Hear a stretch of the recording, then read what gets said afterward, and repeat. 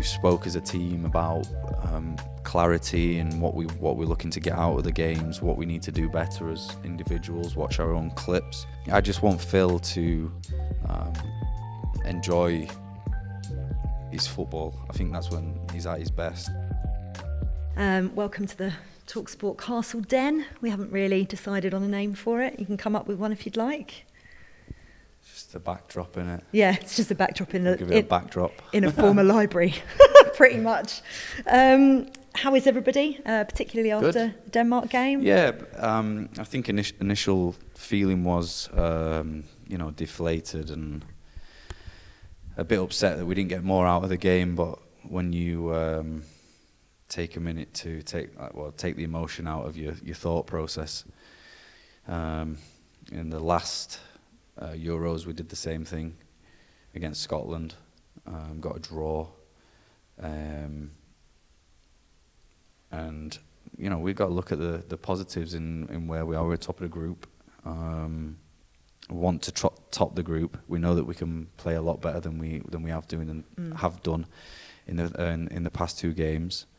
And I think in a positive way, we've got so much more to come, which is exciting, and we understand that as players that we've got to do more and play better. Does it feel like the experiences that you've had before, you can grow into a tournament? Because it was the same USA as well. Yeah, exactly. Yeah. We're trying to achieve something that's never been done before as well, and I think sometimes we can get ahead of ourselves, the whole nation, and get excited, which is rightly so. I think we have to take it, put it into perspective and see where we are. And be positive about everything, I think sometimes we can concentrate on the bad more than the good. I think we're in a good position. We can obviously be in a better position than we are, but we've got a chance to make that even better on Tuesday. And that's the exciting bit for me. We're growing. We've spoke as a team about clarity and what we're looking to get out of the games, what we need to do better as individuals, watch our own clips from the past two games, and all have the same vision, the same focus, which is what we've done in these past few days. And I think that's so important to put into perspective, have that direction, that goal, that understanding of what we all want from each other, what we want to get out of the game, and the clarity that we all understand our roles and responsibilities. It feels like the expectation has gone up. I mean, the expectation's always high with England, but it feels like it's gone up a notch again. Such a good feeling from the World Cup in Qatar, even going out of the quarter-final stage, final at the Euros before. Mm-hmm. Do you feel like you as players are putting more expectation on yourselves as well because of what you've achieved? Possibly. I don't feel that, but it's very possible. I think the willingness to win is extremely high, which is a great sign from my experience. And I think sometimes it's not good to kind of start off hitting our peak, really soon, playing incredibly well. It's for such a high standard to maintain. There's so many ways to look at it, but I feel like that we're going to get better, and we have to keep progressing in this tournament. But I think we're in a great place. We should be pleased with where we are so far. A lot of room for improvement, which we know as players, and want to deliver that for everyone as well. But yeah, we win the next game, and I think we put ourselves in a great position, and we got to take it game by game after that. Do you almost feel it's a little bit like Manchester City? The criticism that always comes to City is that you have a slow start to the season, and then you've won everything. Yeah. I don't know. I honestly don't read anything, so it's difficult for me to to comment. You know, I hear about some things that are being said, and I use it as motivation. I know that everyone wants us to do well, even when things are going around that aren't too good about us. The intention, or I'm sure that they wish they were in our shoes, and How does it feel when you do see that kind of stuff? Because I know a lot of people try and shut it out. Yeah, no, I shut it out. I've not seen it. I only hear about things, but it's I don't mind it. You know, it's what comes with football. I've been around it long enough now to know that people have got jobs to do. People are entitled to their own opinions, and we can only do what we can control, and that's how we train. That's how we approach games. And of course, like, we're all England fans as well. Yeah. We all have been from when I was a kid. I was literally showing my friend earlier. I don't know if you heard me speak about it. We got a package, and every player got stuff sent from home that we weren't expecting. But in there was a picture of me and my dad when I was signing for Barnsley with full England kit on. And, you know, that kind of brings it back home to me. You know, I was someone who looked up to the England team, wanted to be in the England team.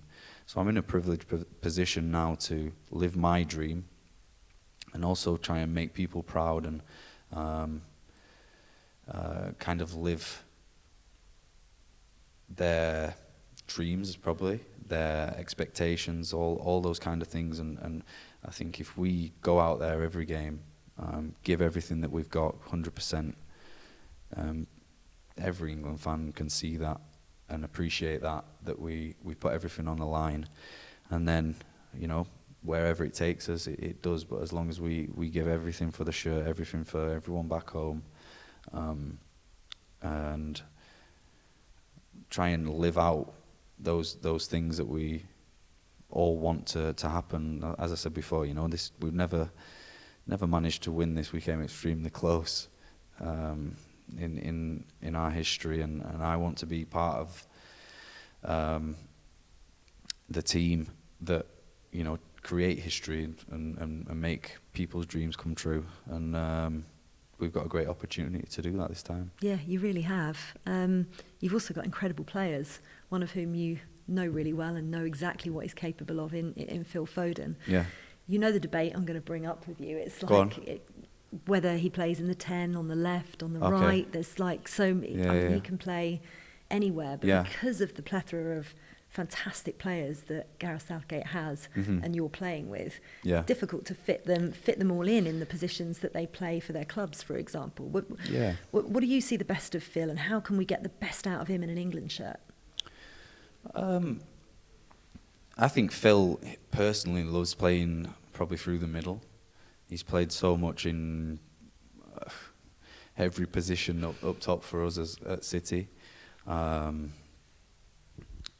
think it's a difficult one. I think that I'm glad that I'm not the manager to make those decisions.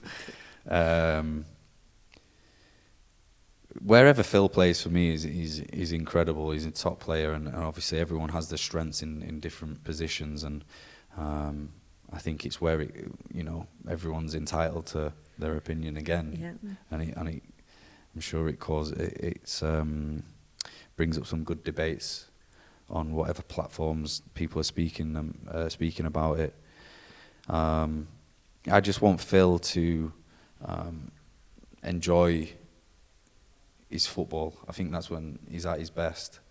I don't think any of us can walk off the pitch and say that we played our best game ever.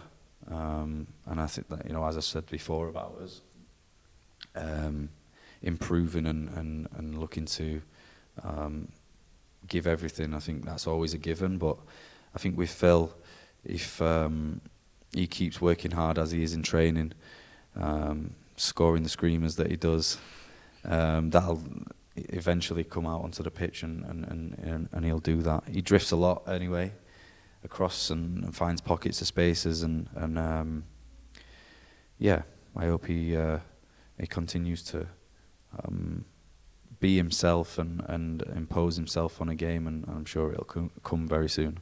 One of your good mates who's been in the centre of defence with you for such a long time under Gareth Southgate, injured and not able to come, in Harry Maguire. Mm-hmm. Have you heard anything from him at all? Any kind of good luck messages or any contact with him at all? No, I'd say for probably the first week after the squad got announced, I spoke to him.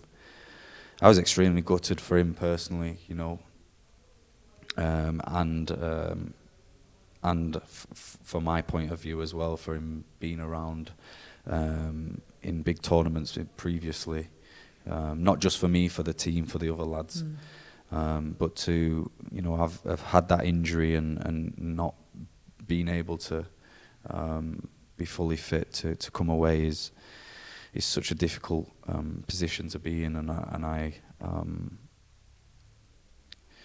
sympathise with how he was feeling with that, because, you know, he would have done everything he did do everything and anything to try his best to be here. But I'm sure he'll be at home watching every game as he always is, supporting us. And yeah, he sent a good luck message as he does. I hope he's coping all right. I'm sure he's probably screaming at the TV out of anger and happiness when we score and everything, all the emotions that come with it. But yeah, no, he's missed by the group massively, and yeah, I hope to see him back soon. Just a last quick one on Mark Gahey, who obviously stepped up to the plate, 23 years old, had a brilliant season with Palace, and seems to have, you know, really come into his own in this tournament. What's it like playing with him, and do you have to change your game in any way at all? I think so. Yeah, we all, everyone has to adapt to different players' game styles or attributes, and I feel like we kind of did that really quick from how we trained together. Not only Mark, but Lewis, all the boys that can play in those positions. We interchange all the time in training, different partnerships, different players to play with, because you never know what happens, you know. Maybe substitutions, or the manager chooses different players in lineups. So yeah, we're all familiar with how everyone plays and has, you know, the same concepts and understanding what is expected of us when we come onto the pitch. But, you know, as you said, Mark there has been incredible for his first tournament, big games, and you know, I'm extremely pleased for him. Couldn't be happier. So, John, Manchester City have the most players at Euro 2024. So what we want to do on talkSPORT with you today is play a game called Sticks or Stones. Okay. So basically you're going to answer some quick fire Euro questions. Okay. So the first one, who is the better chef, Stones or De Bruyne? Probably De Bruyne. Who has the better fashion sense, Stones or Doku? Stones. Who has the better England chant, Stones or Foden? I'm going me. Can you sing it? No. It's to... I can't say some of the stuff. If it's the one that I'm thinking of. It is the one you're thinking. To Salt and Pepper Push It, then. Just don't swear. Okay. No, I'm not saying. You're not going to do it? No. All right. I won't make you. Who's funnier, Stones or Walker? I'll go Walker. Better hair, Stones or Ake? I'll go back myself. So you should do. Yeah. All your teammates back you. Oh, do they? Yeah. Okay. That's nice to know. Aki's got grey hair though. I'll give it to him. He has. But you've got good hair too. Okay, thank you. Who's stronger, Stones or Diaz? Ooh. I'm gonna go Ruben. Okay. Who does Bernardo Silva love more, John Stones or John Silva? I'm gonna say me. I hope it's me. He loves you more than his dog? I hope so. Wow. Well, he's named me his dog after me, so. Yeah. Okay, that's a fair point. Who'd be a better manager, Stones or Rodri? Rodri. Why wouldn't you be a good manager? Not for me. You go media, then we'll recruit you once you've retired. Who's smarter, Stones or Akanji? Akanji. He's a math genius, isn't he? Easily. Akanji, yeah. Brilliant. I call him Einstein a bit. if you ever get to speak to him. Love that. Thank you, John. No worries. Appreciate that as always. Thank you so much.